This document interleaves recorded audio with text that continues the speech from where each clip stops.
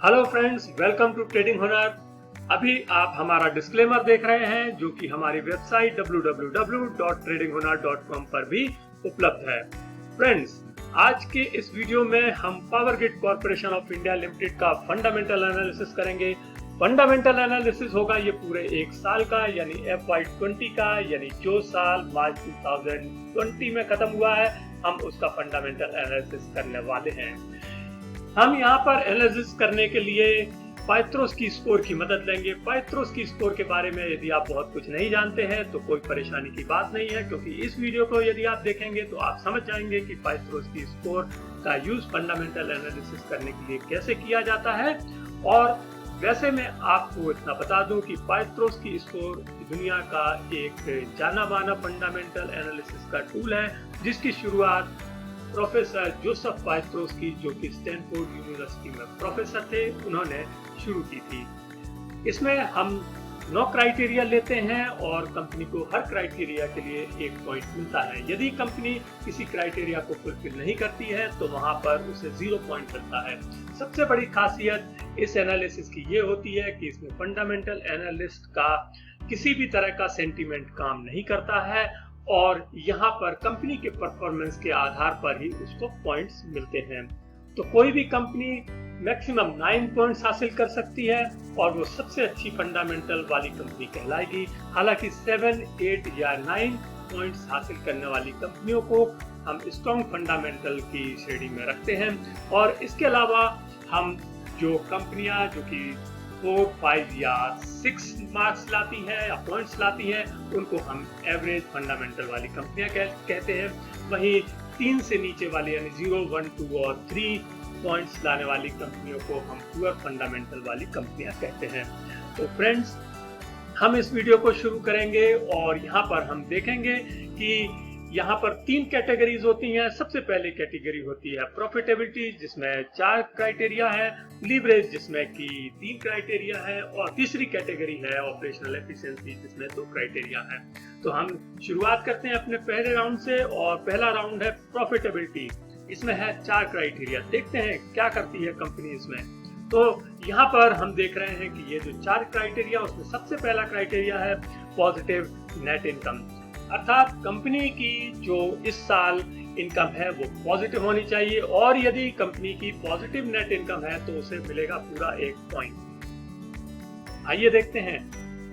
यहाँ पर कंपनी ने 10,904.27 की एक पॉजिटिव नेट इनकम जनरेट की है।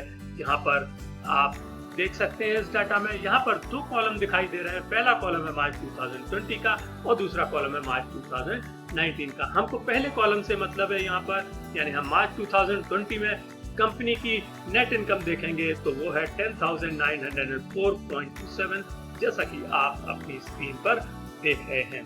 तो इस तरह से कंपनी ने इस क्राइटेरिया को फुलफिल किया है और हम कंपनी को देते हैं पूरा 1 पॉइंट। यहाँ पर हम 1 पॉइंट अलॉट करते हुए चलते हैं और आगे बढ़ते हैं अपने दूसरे क्राइटेरिया की ओर, जो कि है पॉजिटिव रिटर्न ऑन एसेट, यानी कि जो रिटर्न ऑफ एसेट है वो पॉजिटिव होना चाहिए। तो यहाँ पर हमने देखा कि कंपनी का रिटर्न ऑफ एसेट 4.30 आ रहा है, जैसा कि आप अपनी स्क्रीन पर देख रहे हैं। तो यहाँ पर भी कंपनी ने इस क्राइटेरिया को फुलफिल किया है और हम कंपनी को देते हैं 1 और पॉइंट। अब हम आते हैं अपनी तीसरी कैटेगरी में, तीसरी क्राइटेरिया में, जो कि है positive operating cash flow. Positive operating cash flow अर्थात हमें इसका जो ऑपरेटिंग कैश फ्लो या कैश फ्लो फ्रॉम ऑपरेशंस वो देखना है। तो यहाँ पर हम इसकी वेबसाइट पर गए कंपनी की, और वहां से हमने कोई डाटा डाउनलोड किया और हमने देखा, जैसा कि पहले कॉलम में आप देख रहे हैं, 31,040 करोड़ की इसने एक कैश फ्लो जनरेट किया है, पॉजिटिव कैश फ्लो, और इसलिए हम कंपनी को देते हैं पूरा 1 पॉइंट। अब हम आते हैं अपने चौथे क्राइटेरिया पर। चौथा क्राइटेरिया कहता है कि cash flow from operations greater than net income, यानी अभी जो हमने थर्ड क्राइटेरिया में जो ऑपरेटिंग कैश फ्लो देखा है वो पहले वाले क्राइटेरिया यानी कि नेट इनकम से ज्यादा होना चाहिए। तो हम देखते हैं कि क्या है यहाँ पर और किस तरह से कंपनी इसमें परफॉर्म कर रही है। तो यहाँ पर हम देख रहे हैं कि जो नेट कैश फ्रॉम ऑपरेशंस है वो है 31,040 करोड़ का, जैसा कि आप अपनी स्क्रीन पर देख रहे हैं। और जो नेट इनकम है वो है 10,904.27, यानी इसका जो कैश फ्लो फ्रॉम ऑपरेशंस है वो नेट इनकम से ज्यादा है, यानी कंपनी ने इस क्राइटेरिया को फुलफिल किया है और हम कंपनी को 1 पॉइंट और देते हैं। इस तरह से हम प्रॉफिटेबिलिटी वाली कैटेगरी में कंपनी को देते हैं 4 पॉइंट्स। अब हमारा पहला राउंड हुआ है कंप्लीट और हम मेन स्क्रीन में आकर के इसको देते हैं 4 पॉइंट्स प्रॉफिटेबिलिटी में, और पहले राउंड के बाद स्कोर हो जाता है 4। अब हम आते हैं अपने दूसरी कैटेगरी में या दूसरे राउंड में, जो है लीवरेज और लिक्विडिटी का राउंड, जिसमें 3 क्राइटेरिया होंगे और देखते हैं कि वो क्राइटेरिया कंपनी किस तरह से फुलफिल करती है। तो इसमें जो सबसे पहला क्राइटेरिया है वो है lower ratio of long term डेब्ट इन करंट ईयर।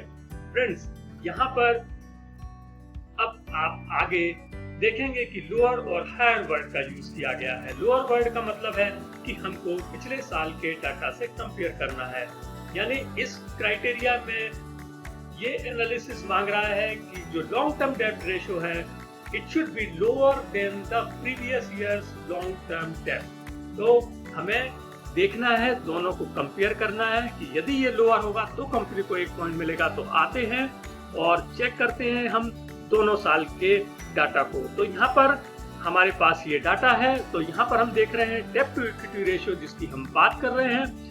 यहाँ पर मार्च 2019 में ये था 2.30 और ये कम होकर के 2.14 हो गया है मार्च 2020 में, यानी कंपनी ने इसमें एक तरक्की की है और कंपनी ने ये लोअर स्कोर बनाया है इसका, तो कंपनी को मिलते हैं इसमें 1 पॉइंट, क्योंकि ये क्राइटेरिया कंपनी फुलफिल कर रही है। तो यहाँ पर हम इसको देते हैं 1 पॉइंट।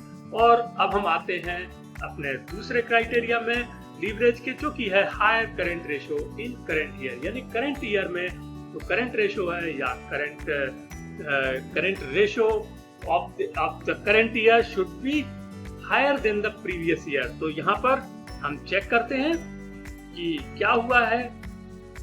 करंट रेशियो, जैसा कि आप जानते हैं, एक लिक्विडिटी का इंडिकेटर है और यहाँ पर हम देख रहे हैं कि मार्च 2019 में ये 0.61 था, जबकि ये बढ़ करके 0.94 हो गया है, यानी कंपनी की लिक्विडिटी बढ़ी है इस ईयर में और इस प्रकार से कंपनी ने एक अच्छा परफॉर्मेंस किया है लिक्विडिटी के फ्रंट पर और इसको मिलता है यहाँ पर 1 पॉइंट। तो हम कंपनी को 1 पॉइंट यहाँ पर देते हैं। अब जो तीसरा क्राइटेरिया है यहाँ पर लीवरेज में, वो थोड़ा सा ट्रिकी है और ये कहता है lack of share dilution. Friends, यहाँ पर शेयर डाइल्यूशन का मतलब है कि कंपनी ने यदि अपने नए इक्विटी शेयर इशू किए हैं, मतलब उसने शेयर को लिक्विडेट डाइल्यूट किया है, तो यहाँ पर हम कंपनी को कोई पॉइंट नहीं देते हैं यदि कंपनी कोई नए इक्विटी शेयर इशू करती है, क्योंकि वो एक प्रकार से शेयर का डाइल्यूशन कहलाता है। तो हम देखते हैं कि यदि कंपनी ने कोई शेयर इशू नहीं किए होंगे तो इसको 1 पॉइंट मिलेगा। तो हमने कंपनी की वेबसाइट से जाकर के और इसका जो cash flow from financing activities है, जिसमें कि इस तरह की जो एक्टिविटीज होती हैं कि शेयर इशू हुए हैं या नहीं हुए हैं या बोरोइंग्स हैं, तो ये सारी चीज़ों को हम देखते हैं। तो हमने देखा है कि कोई भी नया इक्विटी शेयर इशू नहीं हुआ है कंपनी का। इस प्रकार से कंपनी ने अपने जो शेयर्स हैं वो डाइल्यूट नहीं किए हैं और इस तरह से कंपनी को हम यहाँ पर 1 पॉइंट देते हैं और कंपनी को इसमें 1 पॉइंट मिलते ही लीवरेज और लिक्विडिटी वाले कैटेगरी में कंपनी को मिलता है 3 पॉइंट्स। अब हम आते हैं अपने स्क्रीन पर, मेन स्क्रीन पर, और हम देते हैं इसमें दूसरे राउंड में 3 और पॉइंट्स। इस प्रकार से कंपनी का जो स्कोर हो जाता है दूसरे राउंड के बाद वो हो जाता है 7। अब कंपनी के पास केवल 2 क्राइटेरिया और है और कंपनी ऑलरेडी एक स्ट्रॉन्ग की कैटेगरी में आ चुकी है, क्योंकि मैंने आपको बताया था कि 7, 8 और 9 पॉइंट्स वाली कंपनियां स्ट्रॉन्ग फंडामेंटल कंपनियां कहलाती हैं। लेकिन ये बेटर होगा कि यदि कंपनी इसमें 2 और क्राइटेरिया में ये अपने पॉइंट्स हासिल करती है, और अगर ऐसा करती है तो ये बहुत ही अच्छा होगा और इसको आप देखिएगा, ये बहुत ही इंटरेस्टिंग होगा कि किस तरह से कंपनी ने इसमें पॉइंट्स हासिल किए हैं या नहीं किए हैं। आइए चलते हैं, देखते हैं ऑपरेशनल एफिशिएंसी के क्राइटेरियाज को। सबसे पहला है हायर ग्रॉस मार्जिन, यानी कि जो ग्रॉस मार्जिन है वो पिछले साल से ज्यादा होना चाहिए। ग्रॉस मार्जिन या ग्रॉस प्रॉफिट रेशियो एक ही चीज है, तो हम चेक करते हैं कि क्या रहा है ग्रॉस मार्जिन इस साल और पिछले साल। तो यहाँ पर हम देख रहे हैं कि कंपनी ने लास्ट ईयर 87.91 का ग्रॉस प्रॉफिट मार्जिन जनरेट किया था, जो इस साल बढ़ करके 89.73 हो गया है, यानी कि उसने अपनी ऑपरेशनल एफिशिएंसी बढ़ाई है क्योंकि ग्रॉस प्रॉफिट मार्जिन बढ़ा है। तो यहाँ पर हम कंपनी को एक पॉइंट और देंगे क्योंकि ये जो क्राइटेरिया है वो कंपनी ने फुलफिल किया है, और यहाँ पर हम एक पॉइंट देते हैं। अब हम हैं अपने अंतिम क्राइटेरिया पर इस एनालिसिस के, जो कि है हायर एसेट टर्नओवर रेशियो। हमें चेक करना है कि एसेट टर्नओवर रेशियो पिछले साल से ज्यादा है या कम है। तो हम यहाँ पर देख रहे हैं कि जो एसेट टर्नओवर रेशियो है वो लास्ट ईयर 14.17 था, जो बढ़ करके 14.70 हो गया है, यानी कि कंपनी ने इसमें भी एक अच्छी बढ़ोतरी की है। तो यहाँ पर भी कंपनी को हम एक पॉइंट और देंगे, और इस प्रकार से हमने एक पॉइंट दिया, और ऑपरेशनल एफिशिएंसी में भी कंपनी ने 2 में से 2 पॉइंट हासिल कर लिए हैं, और तीसरे राउंड में हम इसको देते हैं 2 पॉइंट्स, और कंपनी का जो स्कोर हो जाता है वो हो जाता है 9। तो इस प्रकार से हमने देखा कि power grid corporation of India limited एक बेहतरीन फंडामेंटल वाली कंपनी है, और इसने 100% पाइथ्रोस की स्कोर को अचीव किया है, जो कि बहुत ही कम कंपनियां कर पाती हैं। मैंने इस साल 2020 में अभी लगभग 60 to 70 कंपनीज के फंडामेंटल एनालिसिस किए हैं, और जो कि वीडियोस मेरे YouTube पर आप देख सकते हैं। लेकिन ये एक दूसरी कंपनी है जिसने कि पाइथ्रोस की स्कोर में 9 आउट ऑफ 9 पॉइंट्स लिए हैं।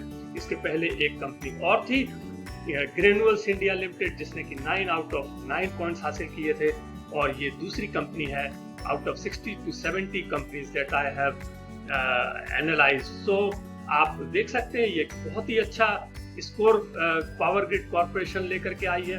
फ्रेंड्स, आपको ये वीडियो कैसा लगा? यदि आपको वीडियो अच्छा लगा हो तो प्लीज इसे लाइक कीजिएगा और शेयर कीजिए, और हमारे इसी तरह वीडियोस को देखने के लिए हमारे चैनल को सब्सक्राइब जरूर कीजिए। Thank you.